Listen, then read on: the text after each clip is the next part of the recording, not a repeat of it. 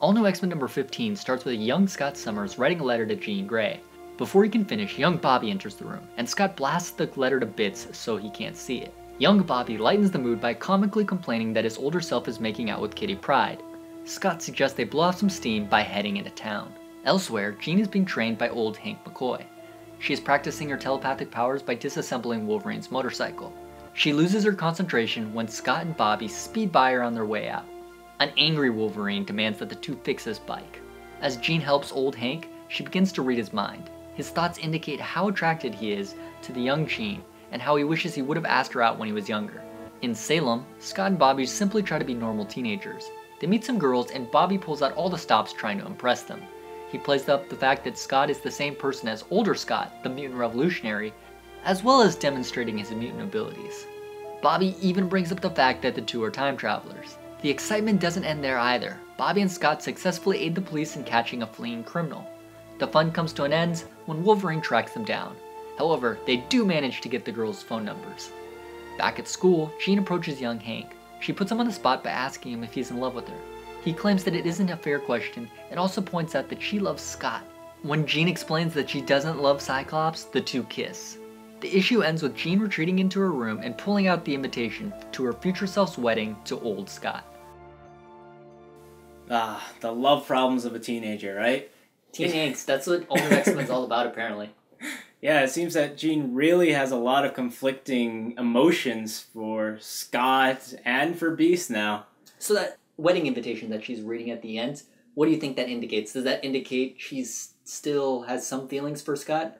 I think she does in some way. Last issue, she saw an image of Scott and Emma kissing. She got agitated at that. And the fact that she's seen her potential future of them being married and, you know, having this love life and everything. And so I think there's something still there. So then why is she going to Beast? Why is she turning to him? Well, I think there's a number of ways you could look at it. I mean, maybe she really does like Beast.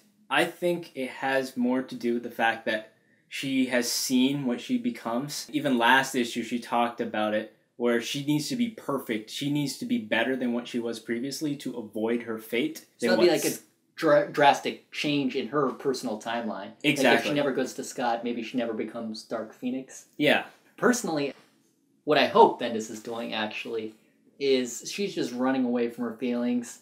And I feel like in the past, like maybe 10 years of X-Men in general, like Scott and Jean have gotten further and further apart. You know, people have come in between, like Emma, obviously.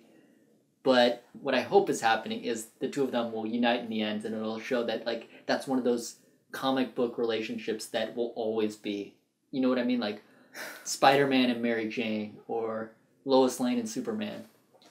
Well, I want to see some differences. You want to see? I want to see something different. But that's what you've seen for the last, like, 15, 20 years, differences. Well, it's mostly because Jean hasn't been there.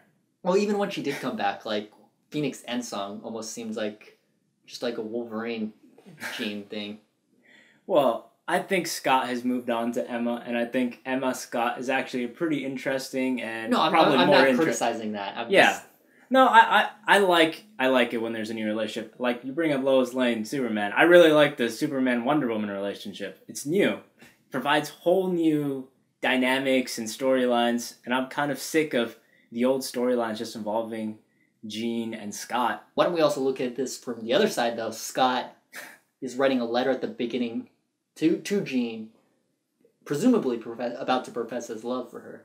Yeah, but then he goes and has fun with Bobby. Bobby, I really enjoyed him. He's just been a lot of fun in the All New X-Men. I like how no matter what series it is and how old Iceman is, he's always the comic relief. I love how his reaction to the Kitty older Bobby relationship is just like, ew, I can't believe I like her. But he was happy he had a girlfriend. I know. It was just hilarious. And then they go, pick up some chicks at a carnival or something like that. And he's just, dropping the I'm the time traveler card. I think it'd be kind of nice if they just introduced some normal love interest for these students. Most of the superheroes seem to pair off with each other. Why not pair off with just a normal person, That could be a good twist. There's actually an interesting little tidbit as young Scott and Bobby's Brofest ended, We saw Dazzler, who's actually Mystique, if you read the last Uncanny X-Men issue. She was watching them, so I'm sure she'll have a lot to do in the future. One thing I found very unique about this issue was the art. Normally it's Eminem that does the art, but this time it is LaFuente, and he has such a distinct art style that is very different than what is normal. It's very cartoony, and it allows for a lot more emotions, at least in the faces, because it's so cartoony. I completely agree. I thought that was one of the best parts about this art style. I mean, first off, I liked it because it was different. Yeah. And the scenes between Rachel Gray and Jean were just great. Just, there was no text, and the art just said everything. Exactly. And this art is not perfect for every series nor every issue, because I think action would not be displayed very well in this, but for this issue and what it covered, just the relationships, I think it was perfect. As a grade, though, for All New X-Men number 15, what would you give it? I really like this issue, so I'm going to give this a 4.5 out of 5. Though this issue doesn't directly lead into next month's Battle of the Atom event, it does set up the little storylines that I think will play out amongst the team, and I'm actually really looking forward to them. I'm going to give this issue a 4 out of 5. I completely agree with Kurt's points about the art style. It really was fun and unique, and I thought it added a lot to the issue. Thanks for watching B3 Comics' review of All New X-Men number 15. Before we go, we have a question for you. In this issue, we see a lot of potential pairings for Jean. Who do you want to see her with? Young Scott, Hank, or even somebody else? Leave your thoughts in the comments below. If you like what you see, give us a thumbs up.